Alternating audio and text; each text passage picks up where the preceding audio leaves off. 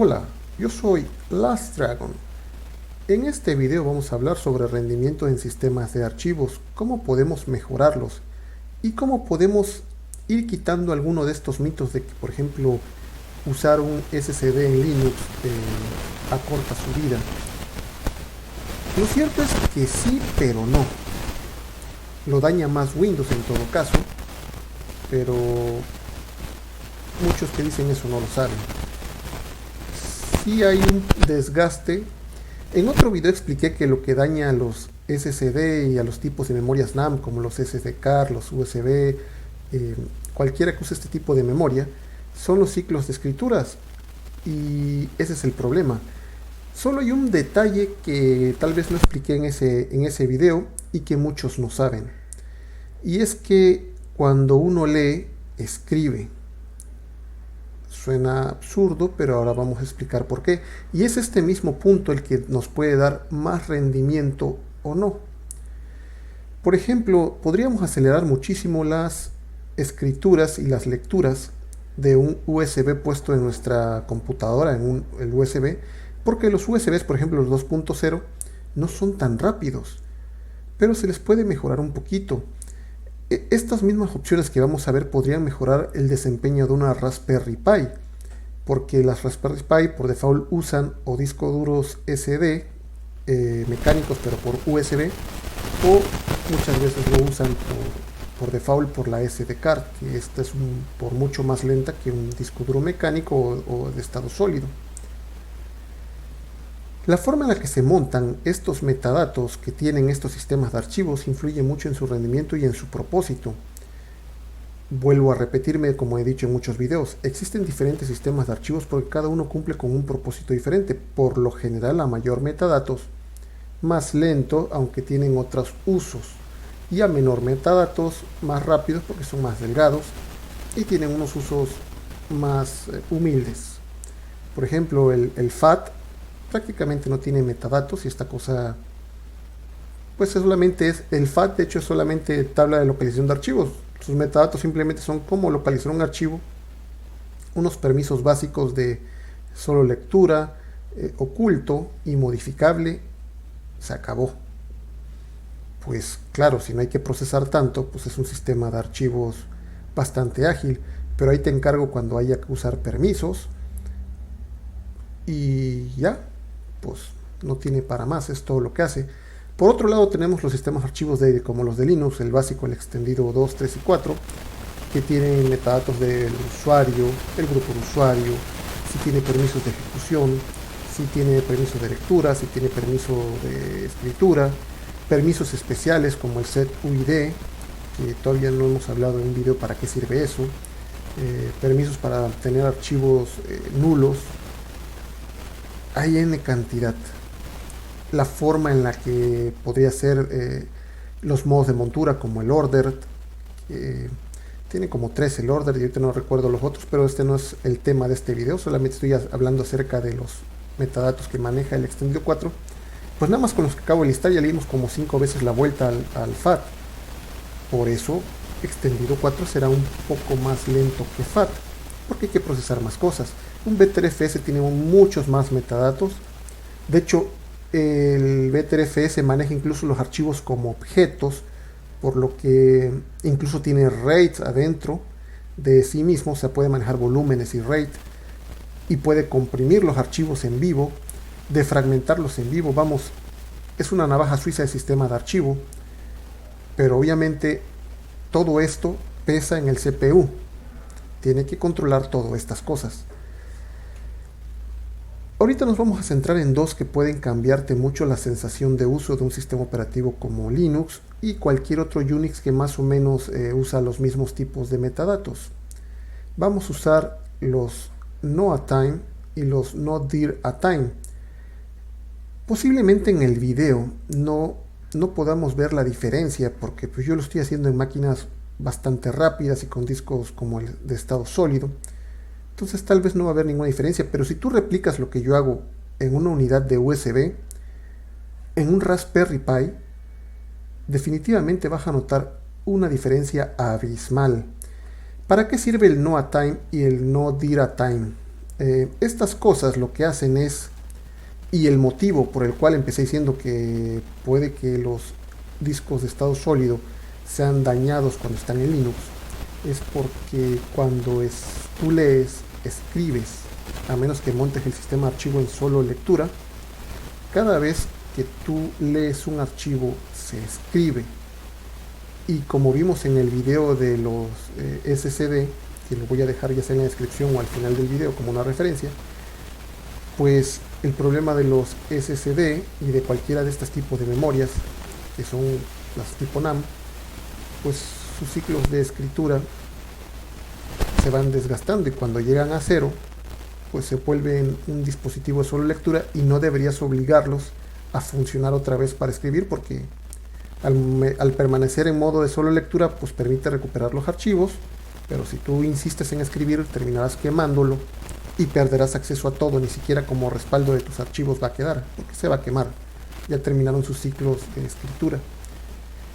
Este problema de las escrituras es algo que afecta muchísimo a Windows y en menor medida a Linux, y por algún motivo le echan más la culpa a Linux de los daños SSD, cuando de hecho es Windows quien hace más daño. Y hace mucho daño nada más con su archivo de paginación, que es el equivalente al swap en Linux, que de eso hablaremos después. Este NoaTime es un metadato de registro. Es muy útil para auditorías. Por ejemplo, seguramente si tú has tomado estos cursitos de hacker que hay por ahí por internet, tú ya haces saber de qué estoy hablando. Espero, porque si no, entonces no te han dado ni la introducción básica de hacer un forense, porque estás en el hoyo. O sea, esto es básico. Básico para linuxeros, extremadamente súper básico para estos hackercitos que tomaron un curso para ser hackers. Y si no lo sabes, estás en el hoyo. Pero a lo mejor ya lo sabes y lo que te voy a decir, pues no tiene nada nuevo para ti. Va para los que no lo saben. Y si a lo mejor tú deberías saberlo y no lo sabes, pues ahora aprende algo y súmalo a tu certificado hacker, porque seguramente deberías saberlo. O sea, en realidad deberías saberlo si tú estás tratando de hacer un diagnóstico de cómo fue comprometido un sistema. Esto es básico. Todo sistema de archivos que se respeta tiene tres metadatos básicos. Tiene el metadato de lectura, que es el que se escribe, y es paradójico o irónico, pero cada vez que tú abres un archivo, el que sea, el sistema operativo lleva un registro de que abriste ese archivo y le pone un timestamp. Este timestamp no es otra cosa que la fecha y el momento exacto en milisegundos de cuando tú abriste ese archivo. Y se almacena, por eso se escribe. A eso me refiero que cuando tú lees, escribe. Estás escribiendo estos metadatos, aunque solamente hayas leído el archivo sin modificarlo. Otro de los metadatos es el metadato de modificación. Si tú modificas el archivo, entonces se van a dictar dos metadatos. El metadato de que accesaste el archivo y luego que lo modificaste. Y está finalmente el otro que no debería variar, es el timestamp de creación, el momento en que el archivo fue creado. Por lo general, y porque así debe ser, esta fecha no se mueve, porque solo se puede crear una sola vez. Pero puedes accederlo muchas veces y puedes modificarlo muchas más, por lo que estos dos metadatos son los que están cambiando durante el tiempo. O sea, que cada vez que arranca tu computadora y lee los scripts de arranques, pues ahí estás escribiendo, porque al leer el script de arranque registra que lo leíste y escribe en el timestamp tal fecha se accedió a este archivo por última vez. ¿Por qué digo que es algo que debes saber si estás haciendo auditorías de si un sistema fue comprometido? Porque cuando estás haciendo la ingeniería inversa de cómo fue comprometido, algo básico es saber qué archivos fueron leídos. Por ejemplo, ¿para qué serviría esto? Si tú entras, por ejemplo, en un blog, esto es súper sencillo porque estamos hablando de archivos de texto, pero se puede extender a cosas más complicadas como averiguar una clave OpenSSL, o sea, una clave privada, que no es OpenSSL, OpenSSL es el software, una clave privada RCA, y con esto abrieron otra cosa, o sea, lo usaron para abrir otro dispositivo y tú no sabes por dónde fue, o sea, cómo lograron abrir algo que estaba cifrado, pues es porque encontraron esta clave. Vamos, se oye complicado, no lo es tanto, por eso lo quiero hacer más sencillo como por ejemplo un blog. ¿Cómo haría alguien para meterse a tu base de datos si se supone que es una clave súper privada y que nadie lo sabe? Por ejemplo, en el WordPress existe un archivo que se llama wp-config y adentro vienen los usuarios y las claves, por lo menos de la base de datos de WordPress. Y esto puede sonar sencillo y es porque así lo quiero mostrar como algo sencillo, porque para que adivinen esta clave, que no la adivinaron, aparte de que la vieron, tú puedes decir con certeza, es que la vieron en este archivo. Y a lo mejor la persona que te contrató para hacer esa auditoría te pregunta, ¿cómo estás tan seguro que vieron este archivo? Entonces ahí es donde entra el metadato de acceso, de último acceso. Dices, mira, es que unos momentos antes de que ocurriera el hackeo, el timestamp fue accesado y por lo tanto alguien lo leyó, que es un mal ejemplo porque de hecho pues el PHP cada vez que abre el WordPress tiene que ir a ver ese archivo y por lo tanto el timestamp se está actualizando. Pero mi punto es ese sería un ejemplo de cómo puedes localizar, seguir la ruta. O sea, primero abrió un archivo, este archivo le dio pistas, le dio otra cosa, y seguramente uno de los archivos o información que estaba en este archivo que abrió fue el siguiente que está abriendo, y de ahí abrió otro. O sea que puedes hacer un trazado del camino de todos los archivos que fue abriendo. Y de esta manera, pues es algo muy básico, o sea, saber qué vio adentro del sistema de archivos, qué archivos abrieron y el momento exacto en el que fueron abiertos. Sin embargo, como estamos diciendo, siempre se escribe. ¿Qué significa? Que si esto está sobre un SSD, pues significa que cada vez que lees un archivo, se escribe este metadato, desgastando la vida útil del SSD. Si tú quisieras, por ejemplo, si tú eres un usuario doméstico, tú estás en tu casa y estas cosas de seguridad que son más como para servidores, no te interesan tanto, pues tú puedes evitar que se desgaste las escrituras del SSD desactivando esta opción. Y al hacerlo, pues prolongas muchísimo la vida de tu SSD. No vas a notar una mejoría en rendimiento porque es tan rápido un SSD que el hecho de que escriba este timestamp, pues lo hace en milisegundos. O sea que esto no, en tu SSD lo que causa es un daño de escritura, pero en cuanto a rendimiento, pues no pasa nada. En los mecánicos sí podrías obtener un poquito más de rendimiento porque al no escribir ese ancho de banda de la escritura, pues se va a la lectura, por lo tanto lee más rápido. Donde lo vas a notar con muchísima ventaja es cuando estés con un Raspberry Pi, porque cuando tú estás accediendo a los archivos, están cargando los scripts, están cargando las X, está cargando los programas, pues cada vez que abres, por ejemplo, LibreOffice, el timestamp de acceso pues pone, se abrió tal librería, se abrió tal binario, se abrió tal cosa, y si se abrieron 5000 archivos, a los 5000 les actualiza, a 5000 archivos les actualiza que fueron abiertos y fueron accedidos en tal fecha. Y ahora pónsela a un USB o a una SD card que no son tan rápidos y pues se sienta, ¿no? Se sienta y por lo tanto no va tan veloz. Entonces, en los discos duros mecánicos hay una se puede notar que mejora, pero en donde se nota súper bien es en los dispositivos como los USB 2.0, como los SD card en un Raspberry Pi, ahí lo vas a notar. Y en todos los casos, el hecho a menos que seas un disco duro mecánico, los SD y los SSD y las USBs, pues cada vez que lo vas leyendo y vas abriendo cosas vas agotando su vida útil porque estás escribiendo. Hay que desactivarlo para que la vida útil de estos dispositivos, por ejemplo en el SSD, simplemente no se acabe tan rápido, y en los más humildes como USBs y los SD card de los Raspberry Pi, pues no solamente no agoten su vida útil, sino se haga mucho más rápido. Súper sencillo, es mucho bla bla bla contra lo que vamos a hacer para mostrarlo. Finalmente quiero hablarles acerca de otra cosa que lastima mucho los SSD, que ya lo dije en otro video, pero pareciera que algunos no saben cómo funciona el swap. El swap literalmente se traduce a español como intercambio. swap es intercambiar. Es como flip. Eh, Flip es, pero es que flip es dar vuelta, o sea, flip es, tienes una tarjeta y flip es algo como esto. Pero swap es quitar algo de un grupo y ponerlo en otro, o sea, es pasar del grupo A al grupo B. Eso es un swap, un intercambio. ¿Por qué se llama swap en Linux la memoria?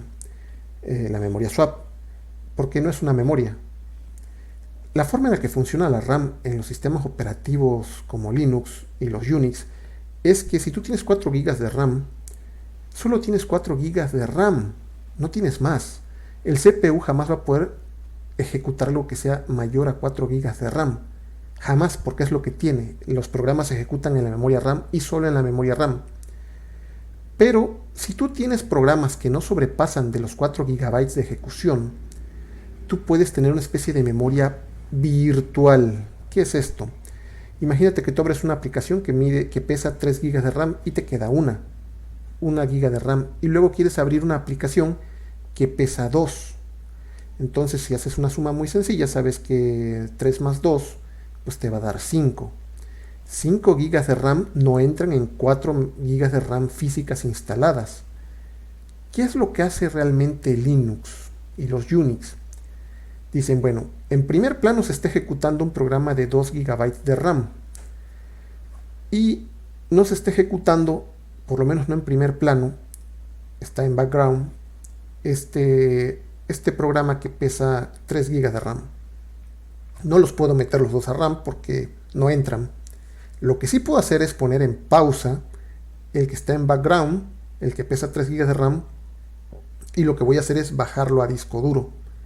No lo puede ejecutar, simplemente es una especie de snapshot, toma una foto de cómo se ve en la RAM y lo escribe así tal cual en el disco duro, hace un dump de binario de la RAM hacia el disco duro. Eso es un intercambio, acaba de intercambiar lo que había en la RAM, así como estaba, lo pasó ahora a disco duro, así como está y sin moverlo, una especie de congelamiento. Entonces ahora ya dispone, como ya mandó a disco 3 GB de RAM, pues ya ahora ya dispone de esos 3 GB de RAM y el programa nuevo que quería abrir era de 2, por lo tanto ya entra perfectamente. Así que lo carga y ahora queda mucho más espacio en RAM para trabajar. Si tú quieres ahora abrir ese archivo de 3 GB de RAM y no cierras el actual de 2 GB, va a ser exactamente el intercambio. Va a decir, bueno, ahora quiero abrir este de 3 GB y yo tengo en presencia, en frontend, este de 2. Lo que va a hacer es muy sencillo. Va a tomar esos 2 GB de RAM, ahora los va a escribir en el disco, así como están. Va a tomar los 4 GB que estaban en el disco y ahora los 3 GB que estaban en el disco y ahora los va a traer a la memoria RAM. Y los va, así como los copió, los va a poner en RAM, los va a descongelar y se va a empezar a ejecutar. Eso es un intercambio, por eso se traduce como swap. Y así tú puedes ir abriendo programas pequeñitos que en suma te podrían dar 60 GB de RAM ejecutándose en 4. Porque sube y baja la información, sube y baja la información. Eso es un swapeo, es swap, intercambia. Y toma su tiempo porque no es lo mismo leer y escribir en un disco duro, incluso en un estado sólido, que directamente leer la RAM.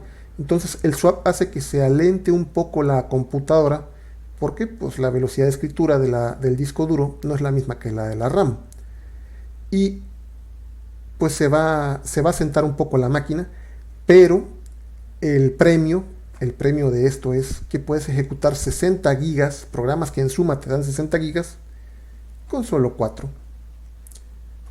Así es como funciona el swap, no es que el swap deliberadamente te haga que una máquina sea lenta. Lo que pasa es que vi un video en donde te dicen que el swap no es necesario. Es muy posible que no sea necesario en máquinas modernas que tienen 16, 32 gigas de RAM. Pero si tú como usuario necesitas ejecutar algo de 64 gigas en 32, pues tienes la opción de ponerle el swap. El swap va a hacer esa magia, va a hacer intercambios para que tú puedas tener virtualmente 64 gigas de RAM en solo 32. No es capricho, no es que pongas el swap como capricho del sistema operativo o que no se use, es que tiene un propósito y cuando sabes su propósito, pues ya está, lo usas. Y pues bueno, ahora vamos a ver acerca del asunto del no time y tal vez lo del swap. ¿Por qué ataqué lo del swap a colación? Pues porque veo que mucha gente no sabe para qué sirve o cómo se usa el swap y ya no lo ponen, pero no saben ni por qué no lo ponen. Y después, porque si estás haciéndole un SSD, pues el swap también malgasta y desgasta la vida de su vida útil de un disco duro sólido, porque está escribiendo demasiado. Todo lo que está en RAM lo manda al SSD y le va desgastando su vida útil. Así que es muy mala idea tener swap en un SSD. Y solo lo tendrías que hacer en un SSD si no tienes opción. Aunque hay otras opciones como la swap comprimida. Esa es otra cosa y de hecho ya tengo videos de esa swap comprimida. Tal vez lo deje en la descripción del video. Finalmente, pues ahora vamos a ver la demostración de lo que es el NoaTime y el NoDiraTime. ¿Cómo se usa esto? Pues esto se usa así. Aquí tengo una de las máquinas que uso en los videos y esta máquina le agregué un disco duro adicional. Vamos a ver si podemos acceder a ese nuevo disco duro. Ahí está, tiene 10 GB, es el BDB. Vamos a particionarlo.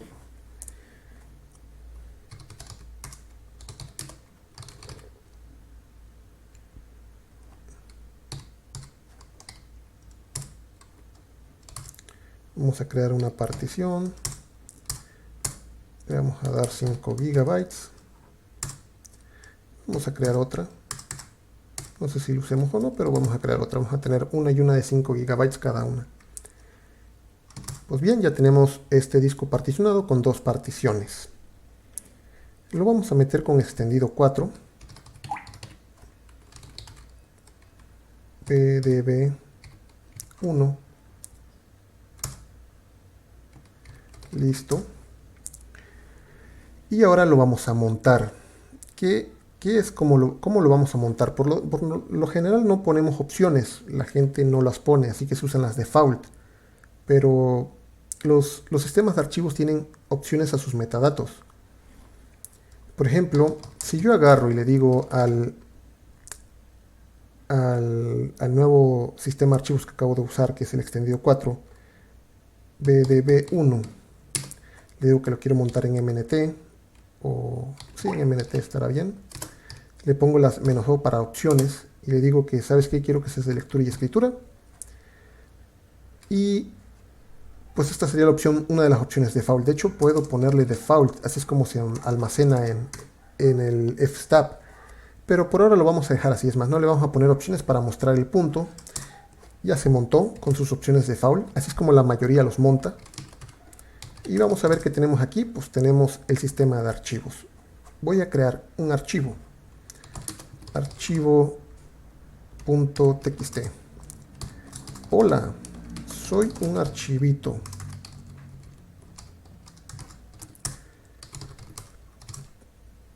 ¿Qué sucede con este archivo? Como dije, tenemos tres metadatos.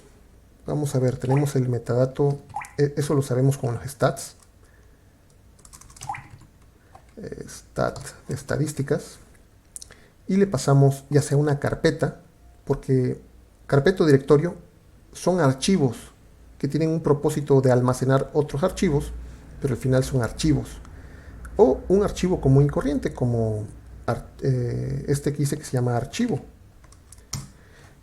Ahí podemos ver los metadatos. Dice, la última vez que se accedió a este archivo fue a las 3 de la tarde con 47 minutos, 59 segundos y toda esa fracción en punto de milisegundos en esos decimales. Vamos a listar el archivo.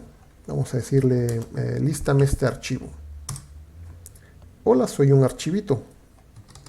Stat archivo. Y como podemos ver en acceso, no lo modificamos, solo lo leímos. Ha cambiado. De esta manera sabemos que prácticamente 2 minutos después, con unos cuantos segundos, fue accedido por alguien. Y esto no tiene mayor problema en un disco duro como los estados sólidos, porque ocurre tan rápido que no te afecta. Pero uno mecánico, o como ya dijimos, en unos más humildes como los SD card, si tiene que abrir 1000 archivos para arrancar el sistema operativo, si tiene que abrir 300 archivos para abrir LibreOffice, las librerías, las imágenes, porque está en modo GUI, todo eso significa que tiene que acceder a esos archivos y a cada uno de ellos les tiene que modificar que fueron accedidos y por lo tanto tiene que escribirlos. Y esto al final significa que está desgastando la vida útil de un SSD y además, si no es un SSD, sino si es un mecánico o es un USB o discos duros lentos, todo el tiempo que tendría que dedicar a escribir, a leer las cosas, pues las tiene que dedicar a escribir. Y eso hace que sea más lento. ¿Cómo podemos evitar que esto ocurra? Pues súper fácil. A la hora de las monturas hay que decirle que no lo haga. ¿Cómo le vamos a decir que no lo haga? Pues podemos desmontarlo. Primero hay que salir de esta carpeta. Vamos a desmontarlo. Y lo vamos a volver a montar, pero con diferentes opciones. BDB1 en MNT, con opciones de lectura y escritura, pero no va a almacenar los accesos, no access time, de hecho eso es no a time, no access time. Cada vez que se ha accedido, no solo es archivo, cualquier archivo, simplemente no escribas nada, no tienes por qué escribir nada, esto te va a hacer que tu estación de trabajo vaya más rápido. Esto solamente es muy útil en servidores en donde tienes que llevar un registro exacto de quién abrió qué cosa, o por lo menos cuándo fue abierto, aunque no sepas quién, pero cuándo fue abierto. Pero en una estación de trabajo no es necesario. Lo mismo ocurre con los directorios. Cada vez que tú entras incluso a listar un directorio o en el administrador de archivos gráficos de Nomo, de KDE, como el Nautilus o el archivos de Nomo, y tú abres una carpeta, pues cada vez que abres una carpeta, como es un archivo a nivel sistema operativo, pues también modifica su acceso. ¿Qué tenemos que hacer ahí? Pues no dir a time. Simplemente no modifiques los accesos al directorio. Y se acabó. Y ya está. Con estas tres opciones podemos aumentar el rendimiento del sistema de archivos. Y estas opciones casi las comparte cualquier sistema de archivo como XFS, extendido 4, 2, 3 y 1, el BTRFS, seguramente el ZFS también las tiene que tener porque son básicas de un sistema de archivos. Y con esto ganas muchísima velocidad, pero muchísima. Vamos a ver, no marcó ningún error. Vamos a ver las opciones de montado. Aquí está, MNT, no a time, no dir a time. Y vamos ahora a entrar aquí y vamos a acceder al archivo. Y ahora vamos a ver las estadísticas de este archivo. Como podemos ver, no se modificó el acceso y por lo tanto no hizo escrituras en el sistema de archivos. Tampoco hizo escrituras de acceso al directorio que acabo de montar, o sea, stat aquí mismo. Esto es el directorio. Pues no se actualizó a lo que es ahora mismo. El acceso de haberlo leído con LS. Y ya está. Así de sencillo, ganas mucha velocidad tanto en tus discos de mecánicos, en tus USB más lentos. Y esto es útil, por ejemplo, la mayoría de la gente solo enchufa el USB a la computadora y espera que aparezca en el administrador de archivos, sea Linux o Windows. Pero como siempre, la ignorancia cuesta. Es preferible que lo montaras tú mismo con estas opciones. Si tú montas tu USB con estas opciones o configuras para que automáticamente se monte con estas opciones, pues vas a notar un altísimo rendimiento en tus USBs cuando estás en Linux. Espero que esta información te haya servido para que puedas mejorar el rendimiento de tus computadoras, que ahora sepas para qué sirve la swap y cómo funciona la swap, que no es un capricho solo no es un capricho tenerla o no. Si la tienes es porque la vas a usar, si no la tienes es porque sabes que no la vas a usar, pero es algo que sabes. No la pones no porque no quieras, sino porque sabes que no lo necesitas. Y si lo necesitas y lo pones es porque sabes que lo necesitas. Soy como un trabalenguas, pero así es. Y al final todo está en que la ignorancia tiene un costo y no saberlo, pues te costará que instales más RAM cuando podrías no necesitar comprar más RAM, simplemente poner swap. Si tú conoces a alguien que le puede interesar este tipo de información, por favor suscríbete al canal y comparte el video. Activa las notificaciones de paso para que te avise YouTube cuando subo nuevos videos. Puedes leer mi blog en www.lastdragon.net. Puedes seguirme en Twitter en LastDragonMX y en la descripción del video, como siempre, dejo acceso al grupo Telegram. Ahí es una comunidad en donde puedes entrar y puedes pedir ayuda en cuanto a cosas relacionadas con tecnologías o simplemente hablar acerca de temas de tecnologías. Pásatela súper, qué bueno que te puedan gustar este tipo de grupos. Y si no te gustan, pues no te suscribas, da igual exactamente, a los que sí les gusta estarán ahí. Pues nada más. Adiós.